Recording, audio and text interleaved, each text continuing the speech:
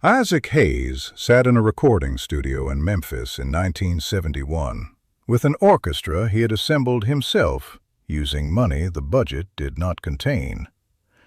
The producer had told him, "No orchestra." The studio had told him, "No orchestra." The label had told him, "No orchestra." He looked at the musicians in front of him and raised his hand. Clara was 26 years old and had been doing session work in Memphis for 2 years when the booking arrived. She had studied violin at the conservatory in Nashville. 4 years of theory, technique, sight reading, the formal equipment of a musician who intended to work at the highest level. She had returned to Memphis because the work was there, and because Memphis was where she was from, and because she had not yet traded what she knew for what she only imagined. In 2 years, she had played on 3 albums, 2 advertising jingles, and a gospel recording that her grandmother recognized on the radio and called about at 11 o'clock in the evening, which was the call Clara valued most. She made a living. She was not making what she had studied to make. The booking that arrived in October 1971 told her where to be and when to be there. Session bookings told you that, and left the rest for when you arrived. She arrived with her violin case and her sight-reading folder and the professional readiness of someone who has learned to be useful without knowing in advance what useful is going to mean. She found a recording studio she had not worked in before. She found a string section already assembling. She found music on the stand in front of her. She found Isaac Hayes standing at the front of the room. Isaac Lee Hayes, Jr. was born on August 20th, 1942 in Covington, Tennessee, a small town in the cotton country of western Tennessee, 50 miles north of Memphis. His father left before he was old enough to form a memory of him. His mother died when he was 18 months old. He was raised by his maternal grandparents, Russia and Archie Hayes, on a sharecropper's farm. The specific poverty of rural Tennessee in the 1940s organized entirely around the land and what the land required, which was everything, and gave back what it chose. He picked cotton. He fed the animals. He went to school when the farm permitted it, which was not always. He had an ear. He sang in church from the time he was old enough to stand in front of a congregation without being afraid of what he found there. He taught himself to play the organ and the piano in the church where his grandparents worshipped, not because anyone arranged this or taught him, but because the instrument was there and the music was there, and he had to get to the music, and the instrument was the way through. By the time his grandparents moved the family to Memphis when he was a young teenager, he was playing in a way that made people look up from what they were doing and pay attention to him before he had given them a reason to expect anything. He joined Stax Records in the early 1960s as a session musician, one of the house players who appeared on records without appearing on the covers, who made the music that carried other people's names into the public. He played on sessions with Otis Redding. He played with Sam and Dave. He became, in the language of the Stax Records world, a musician's musician. Someone whose name was not yet in the newspapers, but whose presence in a room raised the quality of what the room was capable of producing. He and David Porter began writing songs together.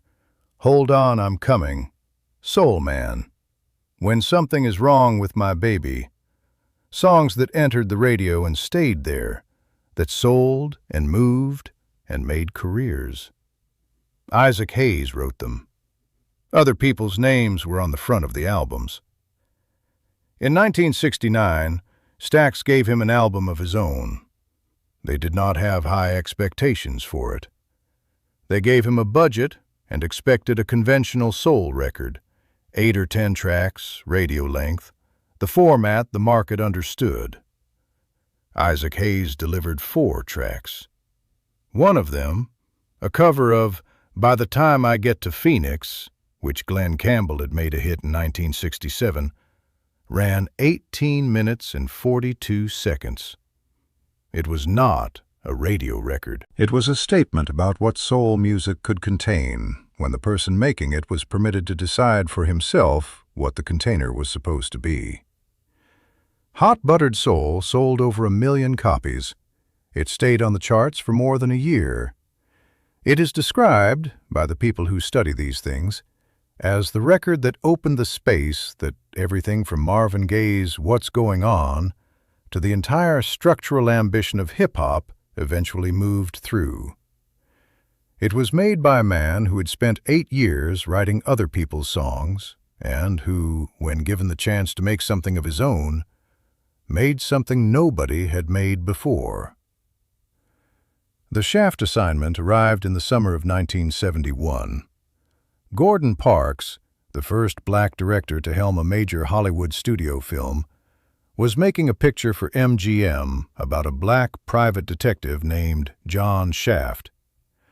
The studio had arranged with Stax Records to provide the music. Stax assigned Isaac Hayes. The assignment was to score the entire film, write and record everything the picture needed, from the opening title sequence through to the last scene. The budget was not the music Hayes was hearing. What Hayes was hearing required strings. It required brass. It required a full orchestral ensemble, the instrumentation of the major Hollywood film scores he had grown up hearing on the radio and in the theaters. The sound of that scale applied to a story told by black artists for a black audience that had been given nothing like it before. He took the assignment to the people with authority over the budget. The studio said the numbers did not accommodate an orchestra. The label said the budget was fixed. The producers said the conversation was complete. Isaac Hayes had the conversation, and then continued doing what he had already been doing. He assembled the musicians himself. He went into his own pocket, his own money, the publishing royalties and session fees and album income he had accumulated across 8 years of professional work. He paid the string players. He paid the brass. He covered whatever the budget did not cover because the music was going to be what the music needed to be, and the only variable he could actually control was the money.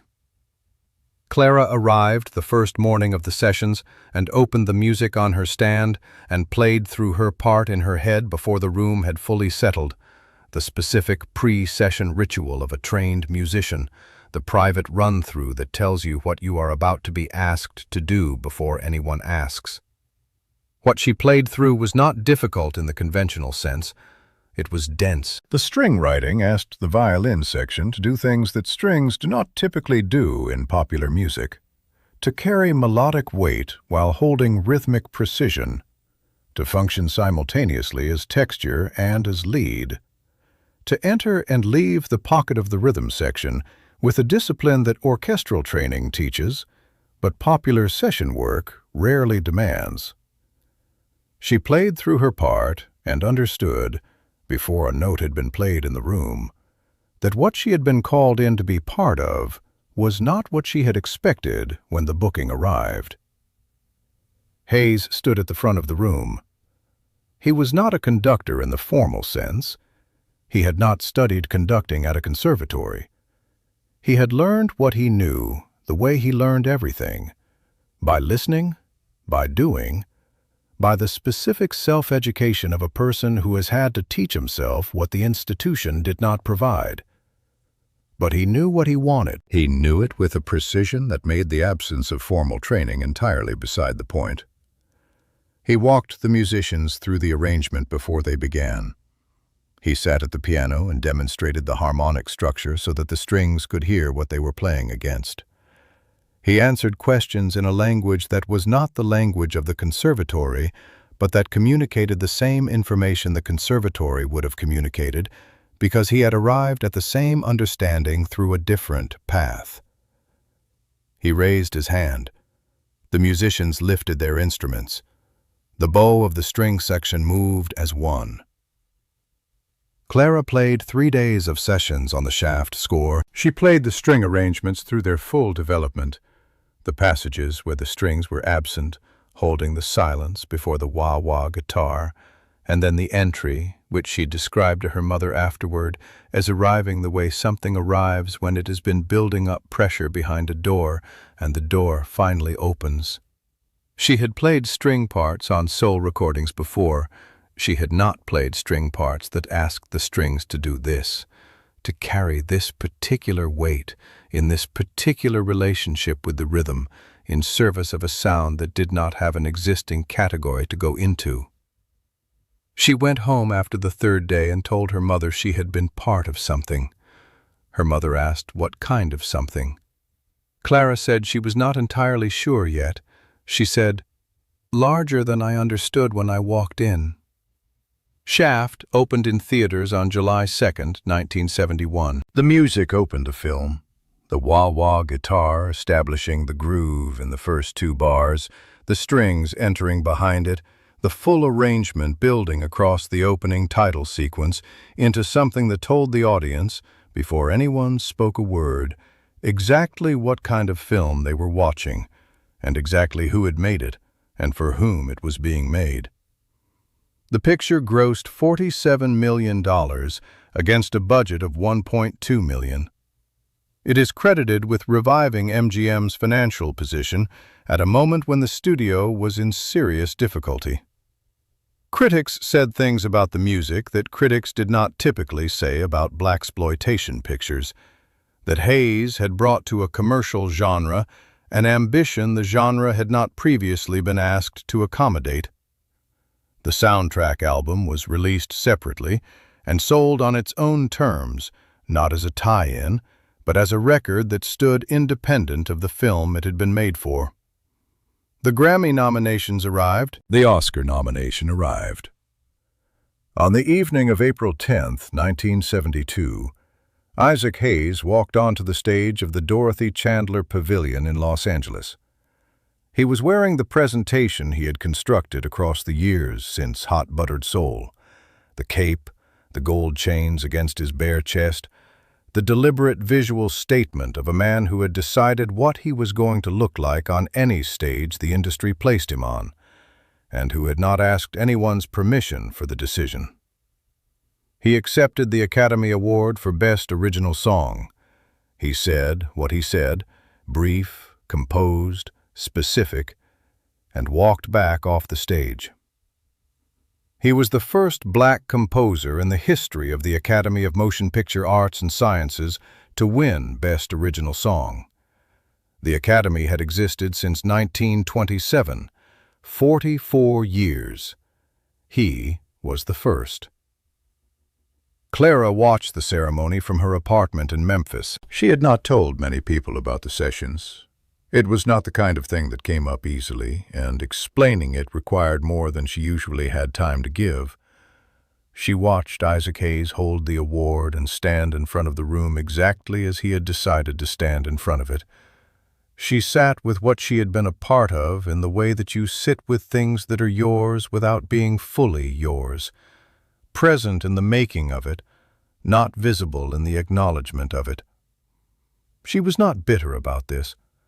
She understood the difference between making a thing and receiving credit for making it. She had made her part. It was in the recording. It was in the film. Every time anyone heard the strings enter behind that guitar, they were hearing what she had played. She played in Memphis for the next 30 years. She became a teacher in her later years. Violin at a school on the south side of the city, in the neighborhoods that Isaac Hayes had come from and that his music had never forgotten. She told some of her students the story when the time was right for it. She told them about arriving for a session without knowing what she was walking into. She told them about the music on the stand and what it asked the strings to do. She told them about the man standing at the front of the room who had paid for the room himself out of his own pocket after everyone with authority had told him the room was not possible. She said he paid for it himself. When they told him no, he paid for it himself.